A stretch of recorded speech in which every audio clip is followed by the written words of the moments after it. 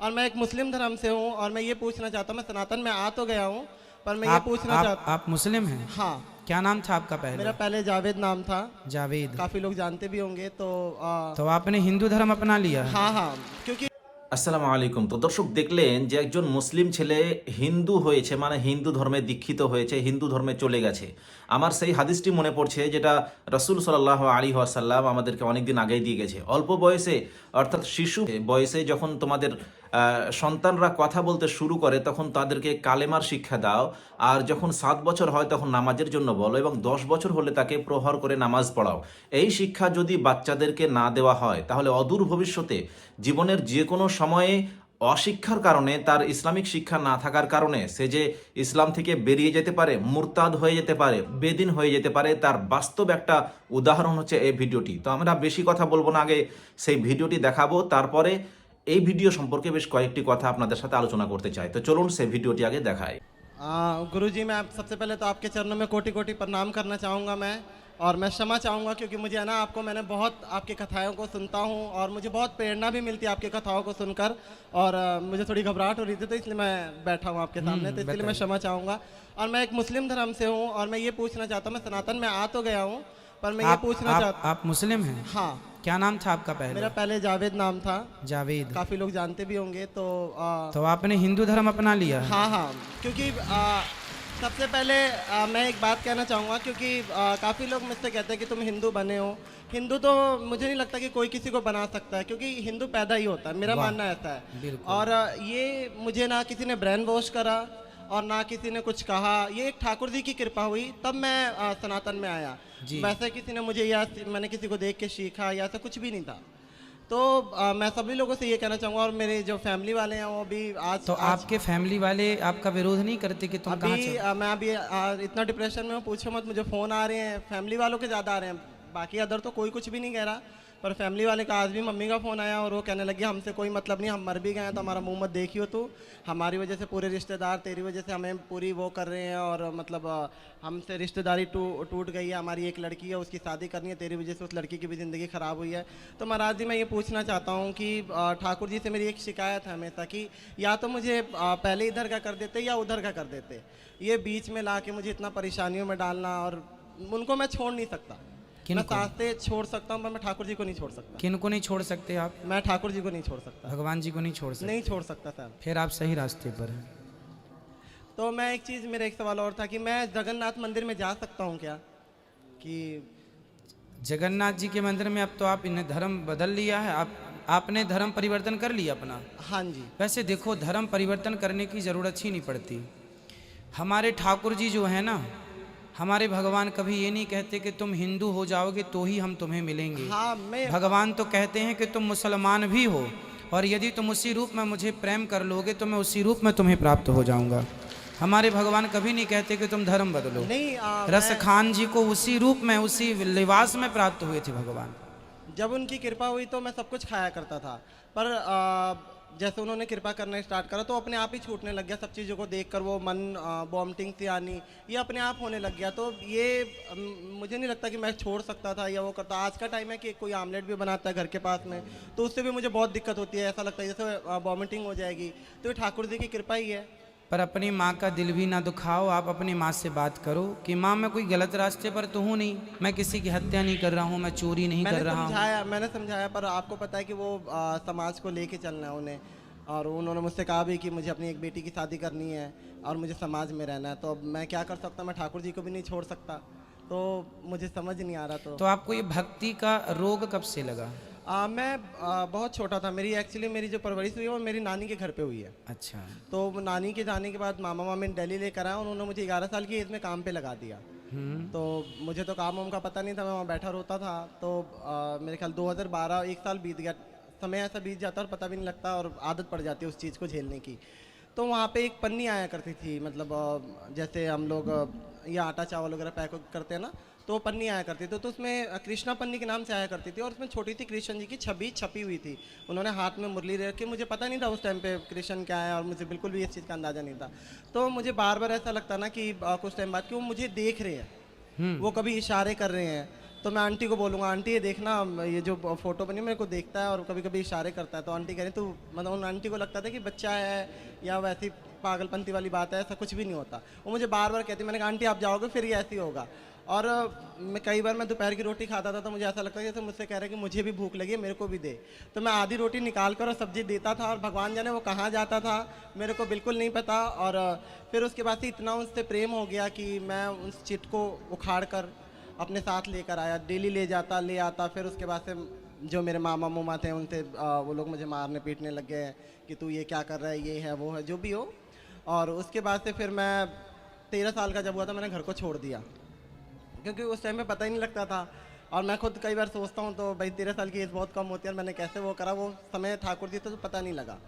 तो मुझे लगता है कि ठाकुर जी की कृपा है और ये वहीं से हुई है। किसी ने ना मुझे सिखाया, ना मैं जिस फैमिली में काम करता था वहाँ भी ऐसे नहीं कह सकते कि वहाँ पे बहुत ज़्यादा भक्ति थी, वहाँ पे नॉर्मल भक्ति थी। तो ऐसा कुछ भी नहीं है। तो ये मुझे कई लोगों की शिकायत है कि मुझे मेरा ब्रेन वॉश किया गया है या वैसा किया, तो ऐसा कुछ भी नहीं। किसी सनातन ने, किसी ने भी मेरा ब्रेन वॉश नहीं करा, मैं अपनी मर्जी से आया हूँ। और मुझे उसमें भी कोई दिक्कत नहीं थी कि मैं दोनों को लेके चल रहा था, पर लोगों ने मुझे इतना परेशान कर दिया तो मैंने वो धोबी का कुत्ता घर का ना घाट का, वो वाली सिस्टम हो गया। तो मैंने कहा फिर सनातन में आ जाऊँगा, क्योंकि मैं कान्हा जी को नहीं छोड़ सकता। तो अभी कहाँ रहते हैं आप? अभी मैं दिल्ली में रहता हूँ और ठाकुर जी की थोड़ी दया हुई तो ब्रजवास कर लूँगा बहुत जल्द, और आपका आशीर्वाद रहा तो गुरु जी। बिल्कुल ठीक है। सनातन धर्म में और मुस्लिम धर्म में क्या अंतर लगा आपको? आप तो मुसलमान में जन्म लिए हैं और सनातन को फॉलो कर रहे हैं, ये बताइए दोनों में क्या अंतर? ये लोग लड़ते क्यों हैं धर्म को लेके? मुझे तो ये पता नहीं, क्योंकि मैंने इतनी उन चीज़ों में पढ़ाई नहीं कर रखी। सनातन मुझे ऐसा लगा कि सनातन एक शांत धर्म है जहाँ मन को शांति मिलती है और किसी के लिए मतलब किसी जानवर को काटना पीटना नहीं होता। तो सनातन इसलिए भी बहुत ही अच्छा है क्योंकि हम किसी का जान लेकर अपना त्यौहार वगैरह नहीं मनाते। जी, जैसे कि होली हो गई, दिवाली हो गई, तो कभी भी ऐसा नहीं होता कि किसी हमारे यहाँ दीपक जला करके त्योहार दीपक मनाते हैं। जलाकर और मिठाइयों के साथ। तो ये बहुत अच्छा है और अच्छा लगा सनातन बहुत। और अब भी मैं सनातन में ही हूँ तो मैं अपने आप को सनातन ही मानता हूँ। बिल्कुल, आप पूर्ण सनातनी हैं। इस धरती पे प्रत्येक जीव सनातन ही है मेरे भाई। रास्ता भटक गए हैं लोग, बस ये समझो, रास्ता भटक गए हैं लोग। किसी धर्म में किसी की हत्या करना जायज़ नहीं है। आपको क्या लगता है, किसी की हत्या करना सही है? नहीं, ये तो बिल्कुल गलत बात है, क्योंकि धर्म को अगर वैसे भी लेके चलें तो धर्म को ना के लेकर भी चले तो लोग एक्चुअली बहुत सनातन जो लोग खाते हैं उनसे भी मेरा वो चाहे जो भी खाए वो, क्योंकि जान सबके अंदर होता है। मैं पहले छोटा था तो मैं जाया करता था मुर्गे की शॉप पे, तो वहाँ एक मुर्गा इतना तड़पता है कि उसको देखकर अब जब देखता हूँ तो मुझे ऐसा लगता है कि भाई क्या हो रहा है ये उसके साथ। वो इतना तड़पता है, अगर कोई जाके उसको करता हुआ देख लेना, मैं लोगों को कहता हूँ कि छोड़ दो तो लोग कहते हैं कि हम थोड़ी ना काट रहे हो, तो वो काट रहा है। तो सर गुरुजी मैं चाहूँगा इसके ऊपर भी कुछ आप बताएं कि जो लोग ये कहते हैं हम नहीं काट रहे हैं वो काट रहे हैं, हम जान नहीं ले रहे हैं। भाई पर आपके कारण ही तो वो मर रहा है। हाँ, मैं भी आप यही ग्राहक बन करना जाते तो उसकी हत्या ना होती। तो मेन जिम्मेदार हत्यारे तो वो ही हैं जो ग्राहक बन के गए हैं, और गुरुजी असली हत्यारे वो हैं। मेरा एक सवाल और भी है कि बहुत हमारे सनातन लोग हैं जो इन लोगों को किराए पे दे देते हैं, जो मुर्गा मर्गा काटते हैं, जो भी धर्म से मुझे नहीं पता, पर उनके लिए भी कुछ आप मतलब उनको इस चीज़ का पाप लगेगा नहीं लगेगा? बिल्कुल पाप तो देखो किसी की, हमारे सनातन धर्म में तो लिखा है अहिंसा ही परमो धर्मा। हमारे यहाँ तो चींटी को भी आटा डाला जाता है, कुत्ते को रोटी, गाय को रोटी निकाली जाती है। जीव मात्र की रक्षा करना, जीव मात्र की सेवा करना। हमारे यहाँ एक राजा हुए हैं जिनका नाम है राजा शिवी, जिन्होंने एक पक्षी के लिए अपने शरीर का बलिदान दे दिया था, काट करके दे दिया था एक पक्षी की रक्षा के लिए। उनकी गोद में एक पक्षी उड़ के आ गया तो जिसने पकड़ा था उसने कहा ले दो हमें, हम इसको खाएंगे। अब राजा ने कहा मेरी शरण में आ गया, मैं नहीं दे सकता।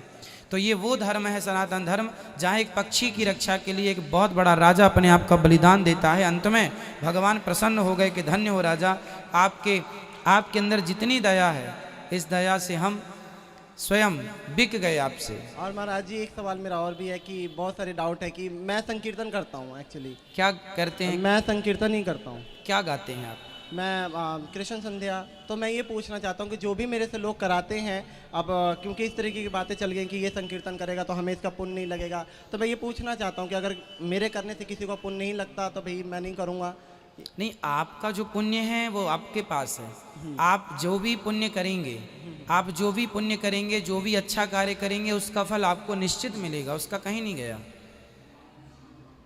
मैं अच्छा करूंगा मुझे मिलेगा, ये अच्छा नहीं कर। नहीं महाराज जी, मैं ये पूछना चाह रहा हूँ कि जो मेरे से करवाते हैं उन लोगों को। अब जैसे वृंदावन में बहुत सारे मंदिर हैं, हाँ उन मंदिरों में कीर्तन के लिए लोग बुलाते हैं कि आप आके 2 घंटे कीर्तन करो, आप भी करो, तो आप कीर्तन कर सकते हैं।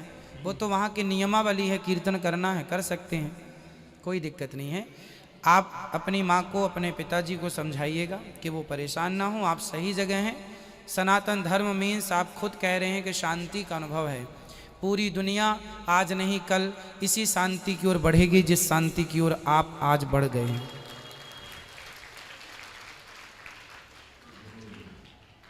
ठीक है, और कोई सवाल आपका?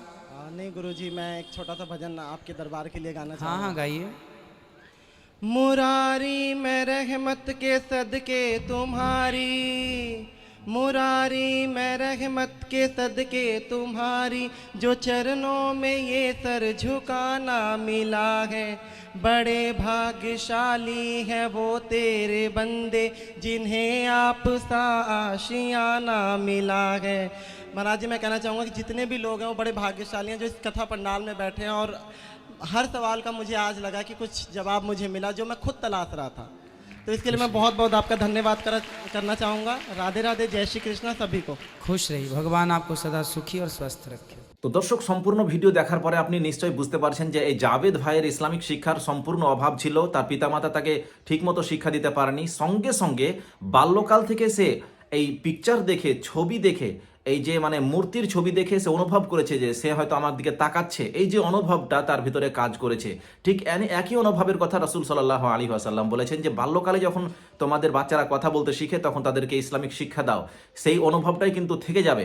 কিন্তু না, আমরা আমাদের সন্তানদেরকে অন্যান্য শিক্ষা তো দিই, কিন্তু বাল্যকালে যে ইসলামিক শিক্ষা দেওয়ার দরকার, ইসলামিক শিক্ষাটা বাল্যকালে না দেওয়া হলে অদূর ভবিষ্যতে যে সে ইসলাম বহির্ভূত কাজ করতে পারে, ইসলাম থেকে বেরিয়ে যেতে পারে, বেদিন হয়ে যেতে পারে, এই দিকটা আমরা কিন্তু লক্ষ্য করি না। দর্শক, এর ভিতরে আরো কিছু আলোচনার বিষয় আছে যেটা আমরা পরবর্তী ভিডিওতে বলবো, এবং এই যে যা কিছু বলেছে তার বিরুদ্ধে, মানে এই যা কিছু বলেছে তার বিপরীতে যে অনেক কিছু কথা আছে সেগুলো সম্পর্কে আমরা পরবর্তী একটি ভিডিও আপলোড করব। তবে আমার দর্শকদের বলবো যে আপনারা যারা বিবাহিত, যাদের সন্তান আছে, তারা অবশ্যই কিন্তু সন্তানদেরকে অন্যান্য শিক্ষা দেওয়ার পাশাপাশি ইসলামিক শিক্ষা অবশ্যই দিবেন।